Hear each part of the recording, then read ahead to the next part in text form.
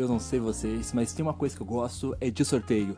E tem uma coisa aqui nesse sorteio da Copa do Brasil que eu acho massa, é que ele faz a gente lembrar histórias curiosas, histórias grandiosas, histórias de zebra que ocorreram com clubes de menor expressão, certo? Então já nesse podcast, vamos falar então sobre esse sorteio da Copa do Brasil, vamos lembrar um pouco dessas inúmeras histórias que o torneio traz. O primeiro jogo é River do Piauí contra o Bahia. O Bahia tem campanhas de chegar até as quartas de final, não vai além normalmente. Esse ano poderia ter feito uma campanha melhor, né? Empatou com o Grêmio lá na Arena em 1-1 e depois perdeu em casa de uma forma meio amadora, né? O segundo jogo, São Luís, do Rio Grande do Sul contra o América de Natal. Coruripe do Alagoas, não me lembro desse time, contra o Juventude. Juventude que já foi campeão da Copa do Brasil. E foi no ano de 1999, né? O ano que a Copa do Brasil teve o artilheiro Romário e era um ano muito atípico para o Juventude porque eles recebiam um patrocínio da Parmalat, então tipo, eles tinham muita grana e não é à toa que eles chegaram a ser campeões. E também temos 15 de Piracicaba contra o Londrina. Londrina que vem na Série B, bem nos últimos anos e, se vocês lembrarem, é o último campeão da Primeira Liga. Vamos lá. Depois a gente tem Caxias, Rio Grande do Sul, contra o Botafogo. E Botafogo que terminou mal das pernas em 2009 e provavelmente não vai estar tão bem já em 2020, né?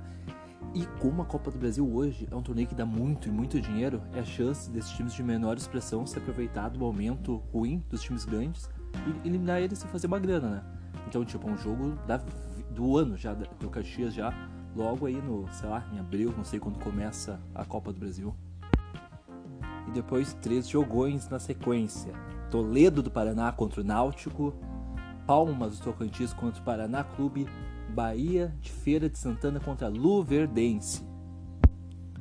Brusque contra o Sport. Sport já foi campeão da Copa do Brasil. Tirou o Corinthians, lembro muito disso. Depois Frei Paulistano contra o Remo. Frei Paulistano, eu confesso que eu nunca tinha nem ouvido falar o nome desse time.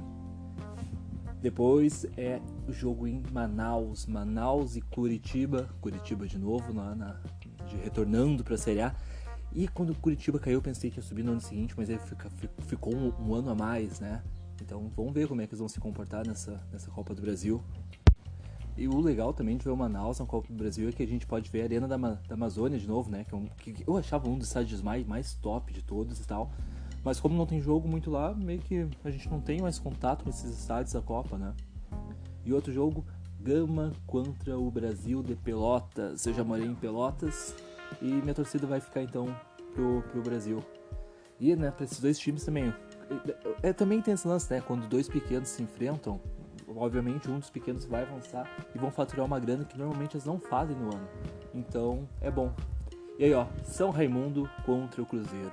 O Cruzeiro já se acostumando a adversários menores e isso vai ser legal para ver como é que o Cruzeiro vai estar ano que vem, né? Porque todo mundo já está desenhando um ano horroroso em cima deles, com pouca grana, com pouco jogador que vai ficar, com reformulação no elenco. Então vai ser curioso. Vilinense contra o Boa Esporte. Boa Esporte era o time que o Bruno tentou jogar depois, né? Brasilense e Paysandu. Duas equipes que já não estão na elite, mas que já fizeram jogos de... Não sei se chegou na Série A, acho que não teve, mas teve na Série B, né? Brasilense e Paysandu. E depois o Independente contra o CRB. Motoclube contra o Fluminense. E lembrando que o Motoclube surpreendeu e eliminou Vitória esse ano, hein? Depois a gente tem o Novo Horizontino, de São Paulo, contra o Figueirense. Eu não sei porquê, mas eu me simpatizo muito com os times de Santa Catarina, que só tem um campeão da Copa do Brasil na real, né? Que é o Criciúma. Vitória contra o CSA. Indo mais depois a gente tem... Ei, vocês não devem ter notado aí, mas eu erro no meu celular, então vamos ver onde eu parei. Caucaia do Ceará contra o São José de Porto Alegre. Caucaia. Tem uma santa criatividade para dar nome para time de futebol que eu não tenho noção, né? Mas não sei, talvez seja o nome da cidade, posso estar mal informado. Mas também temos União do Mato Grosso contra o Atlético Goianiense. E depois o Operário contra o Santa Cruz. E o Operário é o primeiro adversário também do Cruzeiro na Série B. Já tem piada e meme rolando sobre isso na internet. Imperatriz contra o Vitória. Opa, e aqui é o Vitória da Bahia. Não sei de onde é o Vitória então. Enfim. Lagarto contra o Volta Redonda. Que jogo bom, Lagarto. Vamos torcer pro Lagarto andar bem nessa Copa do Brasil. E o time que eu tô curioso que é Bragantino e Ceará. Opa, não é o Bragantino de São Paulo não. Bragantino do Pará. Bangu e Oeste. Bagio Bangu. Chave 8, então temos Campinense contra o Atlético Mineiro. Afogados contra o Atlético. Vão torcer para o Afogado não se afogar. E Novo Hamburgo contra a Ponte Preta. Tem uma coisa que eu quero ver no mundo do futebol, que é a Ponte Preta levantar um título. Eu fico imaginando assim, como uma pessoa pode torcer para um clube de futebol, tipo, ser apaixonado se nunca vê o time ganhando nada. É o caso da Ponte Preta, mas minha torcida tá com vocês, Ponte Preta. Vamos lá. Galves contra o Vila Nova de Goiás. E esse Galves que é do Acre, pra quem fala não existe, existe sim e tá na Copa do Brasil. E depois o Vasco joga contra o Altos, o Piauí. O Vasco então vai ter que ser um time enorme pra ganhar do Altos, né? E nossa, esse time eu vou ter uma dificuldade de pronunciar o nome, que é o Aquidauanense contra o ABC. Ou seja, num lado a gente tem um time bem fácil de falar o nome, que é o ABC, e do outro lado a gente tem o Aquidauanense.